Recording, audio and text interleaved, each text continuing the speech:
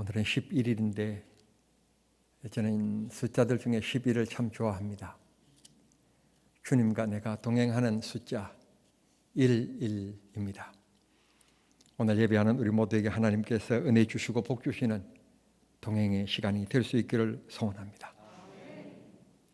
옛날 고대 유명한 철학자에게 제자가 되고자 두 젊은이가 찾아왔다고 합니다.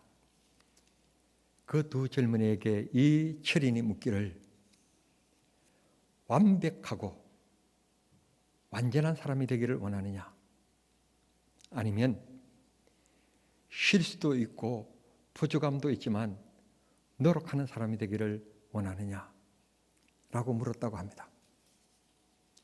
그랬더니 제자가 되기를 위하여 찾아온 두 사람이 똑같이 말하기를 우리는 완벽한 사람이 되기를 원합니다 라고 답하자 철인이 고개를 흔들면서 내 제자가 되기는 안 되겠다.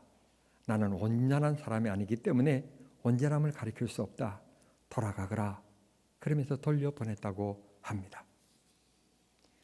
옆에서 그 모습을 지켜보던 제자가 말하기를 선생님, 이 세상에 선생님만한 분이 어디 계시다고 그런 말씀을 하십니까? 이왕이면 완벽한 사람, 온전한 사람이 좋지 부족한 사람이 어떻게 좋단 말씀입니까? 그렇게 다시 되물었더니 그 선생님이 제자에게 답하기를 인생이란 말이야 완벽한 사람이 없는데 완벽한 척하는 거야. 사람은 실수도 하고 부족함도 있는 가운데서 인생을 배워가는 거야 라고 말했다고 합니다. 오늘 성경 본문에 보면 있을 수 없는 사건 속에 있을 수 없는 사랑을 베푸시는 주님의 모습이 등장하고 있습니다. 저는 본문을 오늘 길게 읽어드렸습니다. 이유는 길게 읽음으로 해서 본문 내용을 이미 여러분들이 다 아시기 때문에 짧게 읽지 않고 설명을 드리지 않아도 될 계획이기 때문에 길게 읽었기 때문에 저는 오늘 설교 말씀을 길게 드리지 않고 12시 안에는 꼭 마치려고 생각하고 있습니다. 성령께서 아마 그렇게 역사하실 것이고 조금 길어봐야 12시 5분 정도 될 것입니다. 오늘 본문 21장의 배경을 이해하기 위하여서는 우리 20장의 말씀을 이해할 필요가 있습니다. 예수님께서 부활하셨는데 그날 아침에 나타나셨던 그 자리에 안타깝게도 도마가 그 자리에 있지 아니했습니다. 오후 나지막 한 시간에 제자들 모인 곳에 도마가 왔는데 이 열 제자들이 하는 얘기가 우리가 아침에 새벽에 부활하신 예수님을 다 봤다, 예수님을 다 만나봤다 하고 얘기하는 것입니다. 도마가 볼 때 이 열 제자들의 얘기가 타당하지가 않는 것입니다. 사람이 죽은 지 3시간 만에 살아난 것도 아니고 분명히 굴 속에다가 매장을 했고 장례를 치렀는데 3일이나 지났는데 어떻게 사람이 살아난단 말인가? 장기는 수분이기 때문에 숨을 거두는 순간, 혈액이 멈춰지는 순간 장기는 부패하기 시작하는 건데 어떻게 살아난단 말인가?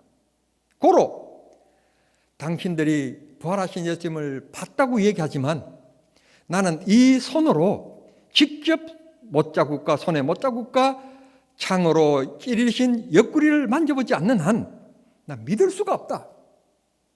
그런데 그로부터 8일이 지났을 때 한 제자들이 11명의 제자들이 한 장소에 모여 있는 그 시간에 예수님께서 찾아오셔서 도마에게 얘기합니다.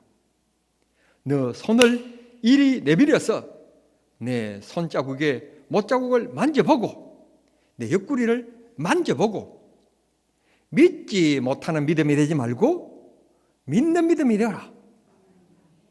너는 나를 만져봄으로 믿느냐? 나를 만져보지도 않고 만나보지도 않고 2021년 4월 11일 정남중앙교회에서 믿는 성도들이 하나님 앞에 모여 예배하는 그들이 더 복된 사람들이다. 예수님께서 오늘 아침 그렇게 선언하십니다. 주님이 복되다고 선언하셨으면 우리는 복된 사람입니다. 주님이 말씀하시면 그 말씀이 진리인 것입니다. 보고 믿는 거야, 현상적인 거야, 실질적인 거야, 누구든지 할 일이지만 보지 않고 믿을 수 있는 것은 믿음이 없이는 할 수 없는 일입니다. 고로 성경은 말씀하십니다. 믿음이 없이는 하나님을 기쁘시게 할 수 없다. 오늘 우리 모두 하나님 앞에 예배하기 위하여 믿음으로 놓은 줄 믿습니다. 우리 모두에게 하나님께서 하늘 문을 활짝 여시고 하나님께서 복 주시는 축복의 시간이 되기를 바랍니다. 그렇게 8해가 지나고 나서 시간이 흘러갔는데 예수님이 전에 갔지 않는 겁니다. 전에는 24시간 함께 숙식을 하셨는데 부활하신 예수님은 가끔 나타나시기만 할 뿐 자기들과 함께 하지 않는 겁니다. 베드로가 생각했습니다. 이러다가는 유대인의 폭정에 의하여서 우리가 희생당하는 것이 아닌가. 그리고 우리가 먹고 사는 문제부터가 해결이 안 되는데 이 문제를 어떻게 했으면 좋겠는가. 그런 의심과 갈등 속에 있는 제자들을 다독거리고 하나 되게 하고 믿음으로 격려해야 될 이 수제자인 베드로가 하는 말이, 나는 3년 전에 예수님을 만나기 전에 가졌던 직업인 갈릴리에 고기 잡으러 갈란다 라며 이렇습니다. 가려면 말없이 조용히 혼자 갈 일이지 11 제자들 앞에서 책임자 격인 이 수제자인 베드로가 나는 떠나겠다고 얘기하니 선동하는 겁니다. 집단화한 것입니다. 세력화한 것입니다. 그곳에서 그러면 안 될 또 한 사람이 등장합니다. 그가 바로 도마입니다. 그는 앞에서 말씀드린 것처럼 예수님의 손 못자국을 만져본 사람이고 옆구리를 만져본 11명의 제자들 가운데 유일한 사람입니다.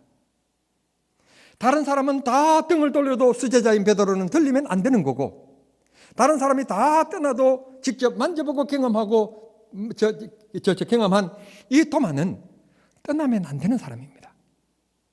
기도의 자리, 경배의 자리, 약속의 자리를 지키고 앉아 있어야만 한 사람입니다. 가면 안 되는 겁니다. 그런데 한국말에 믿었던 도끼에 발등 찍힌다는 말이 있는 것처럼 가장 믿을 수 있는 베드로와 도마, 이 두 사람이 앞장서서 다른 제자들을 선동하여 갈릴리로 갑니다. 예루살렘에서 갈릴리까지 먼 거리를 떠나가게 되는 것입니다. 이건 주님을 등진 거고, 오늘 우리 직설적인 표현을 한다면 주님을 배신한 것이 되는 것입니다. 이런 사람은 또 배신하게 됩니다. 또 변절하게 됩니다. 그런데 이게 웬일입니까? 그렇게 자리를 지켜야 될 이수 제자와 함께 또 경험했던 이 도마는 떠나갔는데 평소 때 존재감도 없었던 다른 제자들은 기도의 자리, 기다림의 자리, 제자, 사도된 제자의 자리를 지켜갑니다. 우리도 세상을 살아가면서 가끔은 그렇습니다. 가끔이라 그랬습니다. 통상적인 것이 아닙니다.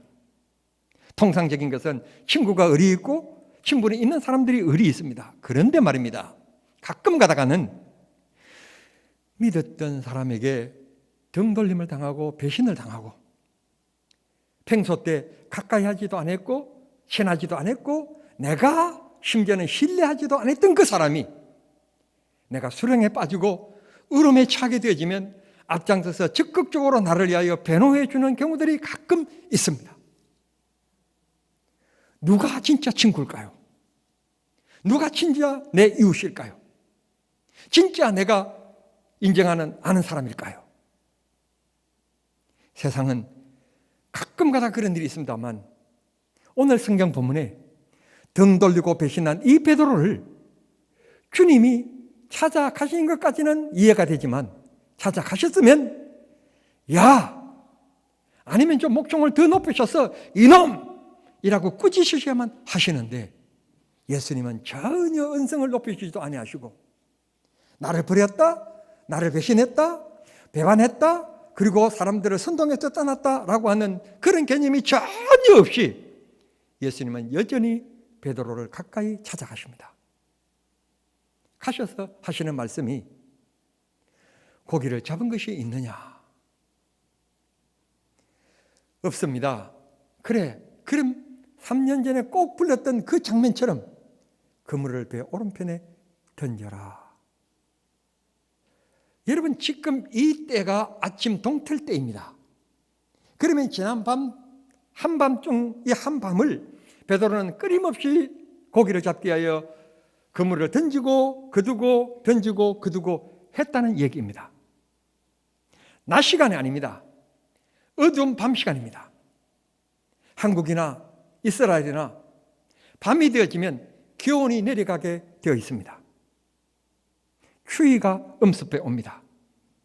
그런데 얼마나 베드로가 열심히 그물을 던지고 그두고 하는 일을 반복했는가 하면 7절 말씀에 보면 주님이라는 말씀에 벗고 있었던 옷을 베드로가 입었다는 표현이 나옵니다.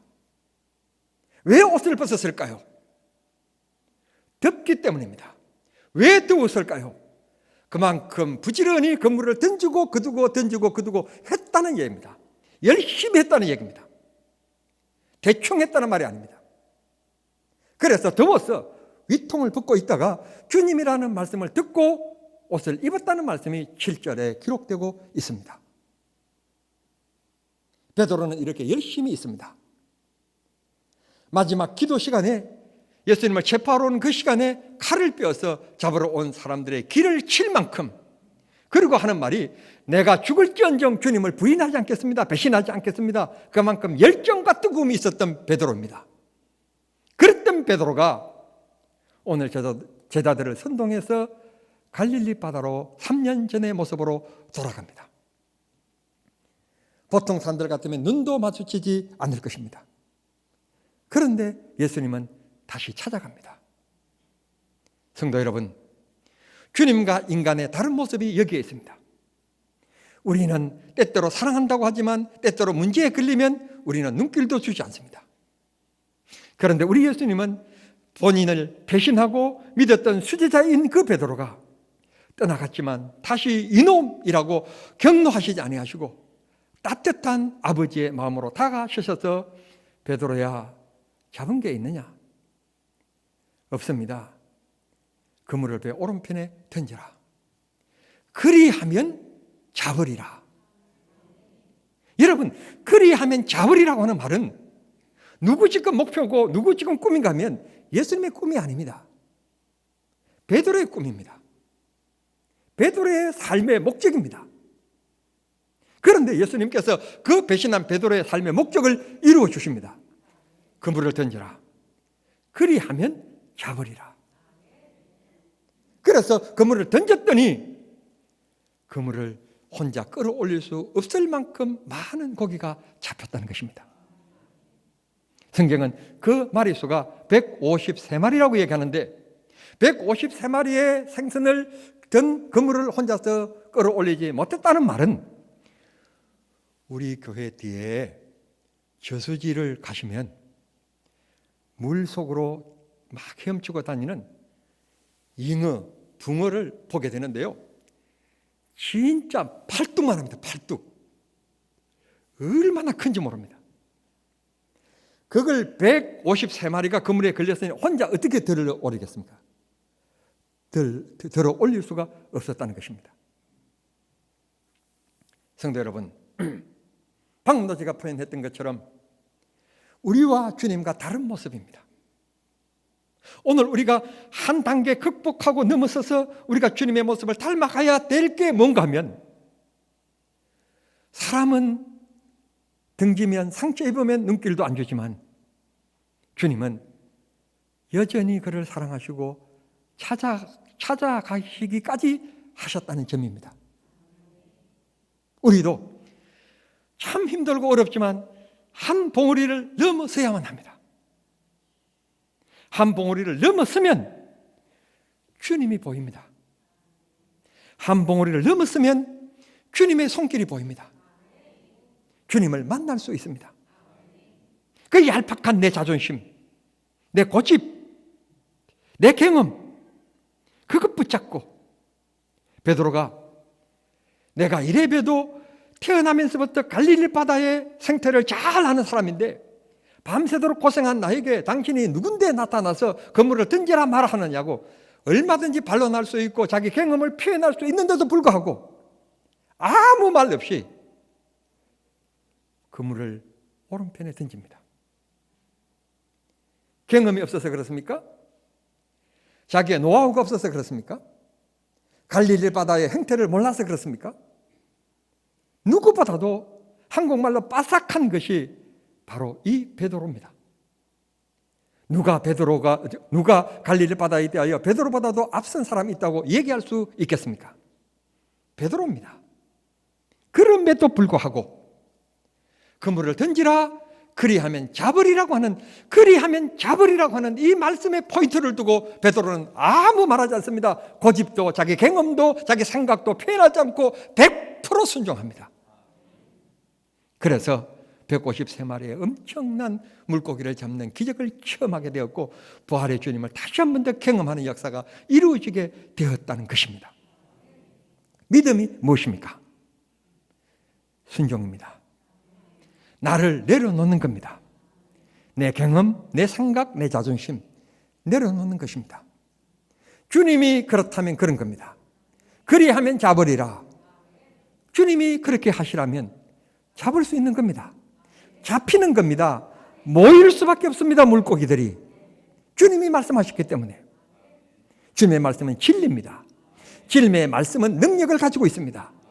믿기만 하면, 순종하기만 하면 주의 역사는 반드시 이루어지는 줄 믿습니다. 그물을 배 오른편에 던져라. 방금 말씀드렸듯이 베드로는 얼마든지 반론을 제기할 수 있을 만큼 경험이 풍부한 사람입니다. 저와 여러분들이 경험하는 바와 같이 사회생활을 해나가며 자기 고집과 생각과 사상을 내려놓는다는 것이 얼마나 힘들고 어려운 일인지 모릅니다. 제 가정에 대한 얘기를 해서 신뢰가 될는지 모르겠습니다만 제 큰딸이 저 전라남도 강주 부원에 가 있는데 신랑이 비상이 걸리고 그러면 한밤중에도 나가고 저녁에도 안 들어오고 어린 딸 둘 데리고 있으니까 아는 사람도 없지 너무 답답하겠죠. 젊은 나이에. 그런 차에 언론에서 정인이 사건이 터지고 그 이후에도 친부모들이 이혼하기 때문에 버려진 아이들이 있고 여러 가지 이 뉴스를 접하면서 이 아이가 내가 이 아이들을 돌보는 일을 해야 되겠다. 그래서 전라남도 돌보미 자격증을 주는 그곳에 가서 공부를 이렇게 이수를 해서 어린 아이들을 돌볼 수 있는 돌보미 자격증을 얻게 되었어요. 그래서 이제 어린 아이를 데려다가 주어진 그것이 이제 몇 개월이 되는지 모르지만 혹은 1년이 되는지 모르지만 그 아이들을 데려다가 이제 분유를 먹이고 기저귀를 갈아치우고 씻기고 잘 때는 품고 자야 되고 이제 이렇게 하게 된 것입니다. 문제는 신랑이 반대하기 시작한 거예요.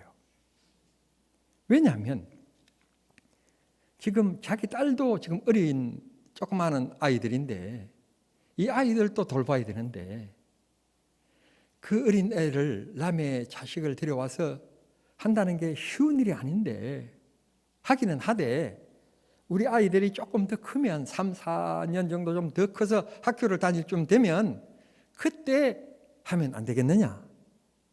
남편 의견은 하지 말라는 게 아니라 조금 늦춰서 하자. 아이들 좀 키워놓고 하자라고 하는 것입니다. 두 부부가 마음이 합해지지 않는 거예요. 그러니까 이 딸이 아빠는 목사니까 이 사회가 지금 이렇게 어지러우니까 아빠는 야, 참 좋은 생각했다, 잘했다, 해라, 그렇게 지지해 줄 줄 알고 저한테 도움의 요청이 온 것입니다. 들어보니 정말 가릭하고 예쁜 마음이에요. 그런데 그렇게 하면 뭐 두 아이의 부모로서 애 끊는 문제는 두고라도 교회 구역 일은 언제 하며 또 주일학교 성가대 지휘자라는데 성가대 지휘하면서 준비는 또 언제 하며 이걸 가만 생각하니까 그 우는 아이를 안고 가서 교회 가서 지휘할 겁니까? 이건 나 가만 보니까 이게 아닌 거예요, 아닌 거예요. 그래서 할 수 없이 따라 생각은 아빠의 마음을 감동할 만큼 참 곱고 좋은데 시기적으로 볼 때 지금은 아닌 것 같다. 새로운 곳에 부임해 가가지고 새로운 교회에서 지휘를 맡았고 구역일도 해야 되고 또 주일 앞두고 당연하게 집사가 또 토요일 날 가서 교회 청소도 하고 봉사도 하고 해야 되는 건데 너 같은 사람이 시간 낸 사람 가서 해야지 안 되겠다. 그러니까 내가 볼 때는 이번 일은 손수방 남편 얘기가 맞는 것 같다. 그래서 내가 어느 곳에 표를 줬는가 하면 남편한테 표를 줬어요. 그러니까 이제 2대1이 된 거예요. 마지막 2대2가 되느냐 3대1이 되느냐라고 하는 것은 자기 엄마예요. 어느 집이든지 간에 여자가 역시 평안해야 평안한 것 같아요. 제 아내가 어떤 아내입니까?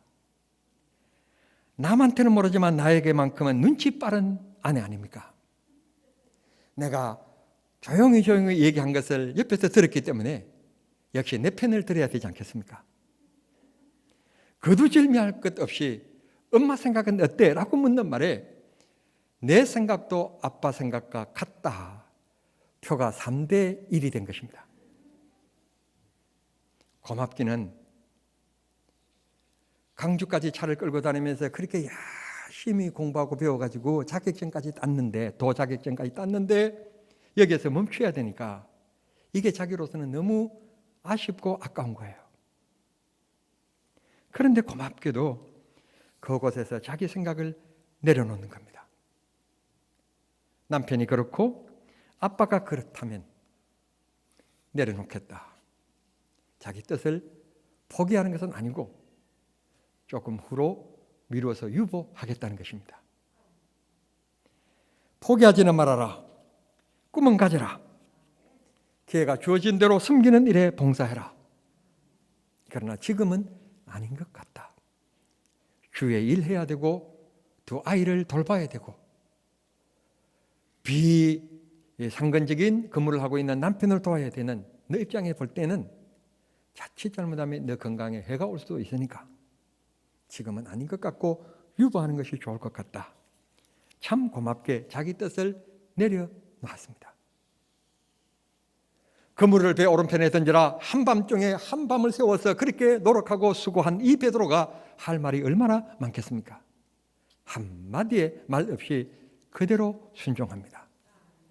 성도 여러분 기억하십시오. 주님의 말씀이 그렇다면 그런 것이고 그렇게 하면 잡을 수 있고 그렇게 하면 이루어질 수 있습니다. 이 성취는 주님이 원하시는 성취가 아니라 베드로가 원하시는 꿈이었습니다. 그 꿈까지 예수님은 이루어 주시고 계시는 것입니다. 등 돌린 제자, 변질한 제자, 배신한 제자인데도 불구하고 예수님은 버리지 않습니다. 예수님의 사랑은 여전히 그 사랑이었습니다. 베드로가 변했을 뿐입니다. 오늘 우리를 향하신 주님의 사랑도 내가 이 문제에 저 문제에 내 마음이 흔들리고 내가 변할 뿐이지 나를 향하신 주님의 사랑은 절대 변치 않습니다.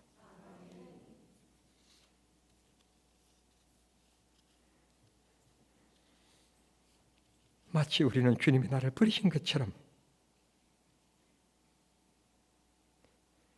주님이 나를 잊으신 것처럼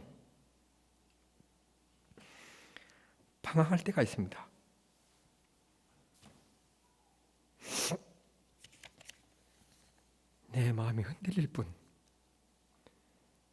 사랑하신 주님의 사랑은 절대 변치 않으심을 꼭 기억하십시다.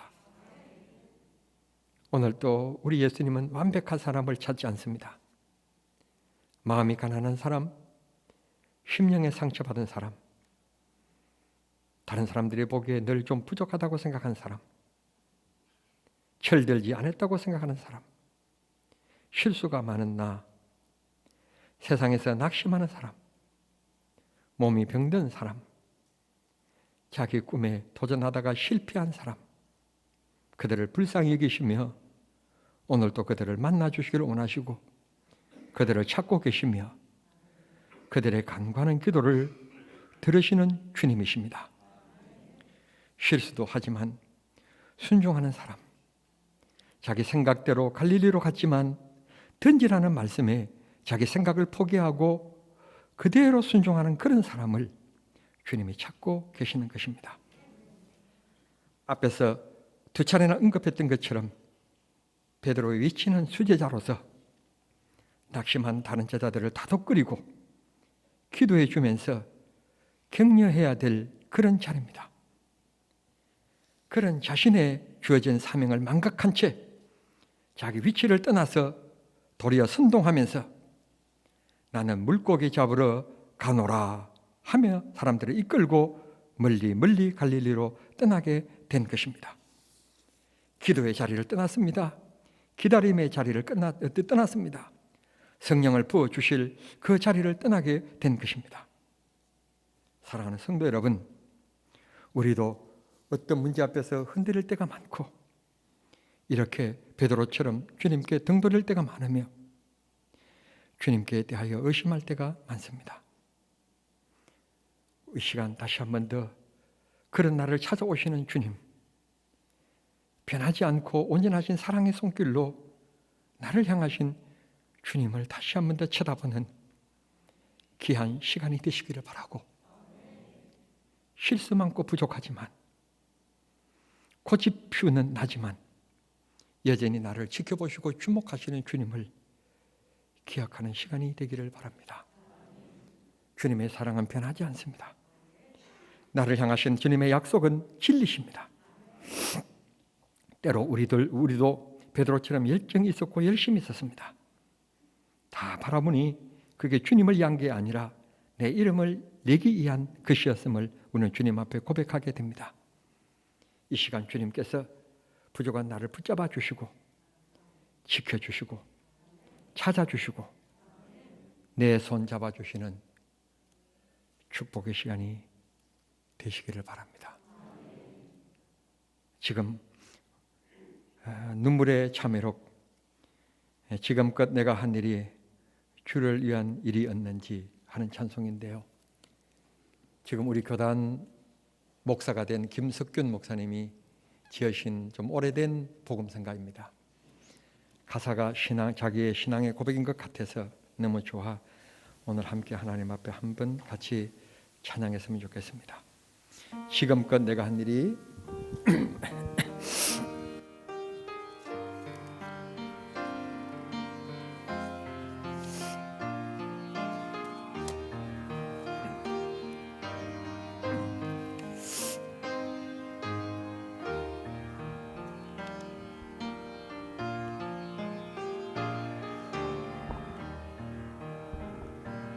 지금껏 내가 한 일이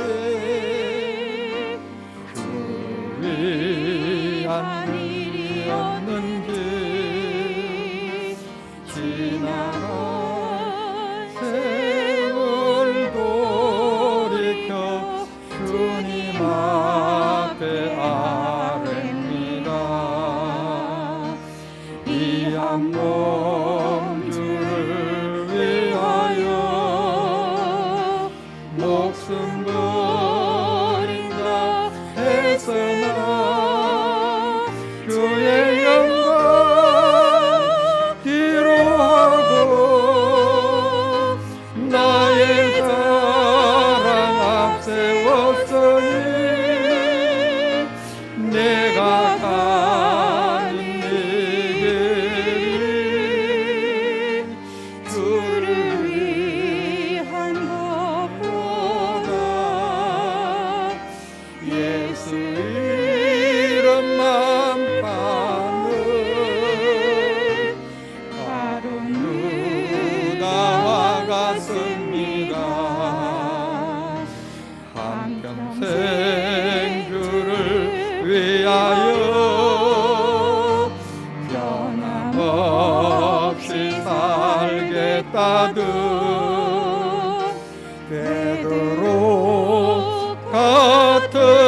믿음이 내게도 있었습니다. 그러나 지금 내 맘속에 허영과 교만만 있고 주님 지신 십자가를 짐이 된다 벗었습니다. 내가 가는 이 길이 주를 위한 것보다 율법을 앞세우는 바리새인과 같습니다. 오늘도 복음을 들고 쉼없이 다녔지만 성령의 불같은 인도 믿음 없이 전했습니다. 육신의 공고함 더하여 복음의 사명을 아버지여 연약한 자 어찌해야 하리까 내가 가는 길이 영광의 길이라며 바울과 같은 믿음을 내게도 허락하소서. 오른손을 가슴에 얹고 우리 한번 기도하겠습니다. 사랑하신 하나님, 믿음으로 살리라. 하나님 영광 위하여 살리라. 주신 사명 붙잡고 살리라. 다짐한 적이 얼마나 많은데 뒤돌아보면 여전히 내 고집대로 살았고 내 생각대로 살았고 내 유익을 위하여 살아왔습니다. 그런 인생길 가운데 남에게 상처를 주는 일이 얼마나 많았는지, 그런 일 가운데 하나님을 아프게 하고 주님을 실망시켜드리는 일이 얼마나 많았는지, 그럼에도 불구하고 여전히 주님은 우리를 찾아주시고 만나주시고 사랑해주시고 베드로의 꿈을 이루어 주셨던 것처럼 우리의 삶을 풍성하게 해주시는 하나님, 참으로 고맙고 감사합니다. 주님, 내 오른손을 내 가슴에 얹어 싸우니 내 손 위에 주님의 손을 포개시사 복 주시기를 원합니다. 믿음의 복을 주시고 흔들리지 않는 복을 주시고 병든 몸은 주님이여 고쳐주시고 어려운 문제들은 하나님 해결되게 하시고 내 마음속에 어둠의 불평이 찾아오지 않게 하시고 주님 앞에 감사하며 주신 가정 속에 행복을 만들어가며 주신 일터 속에 감사를 만들어가며 살아가는 저희들이 되게 해 주시옵소서. 우리 자녀들을 위하여 기도합니다.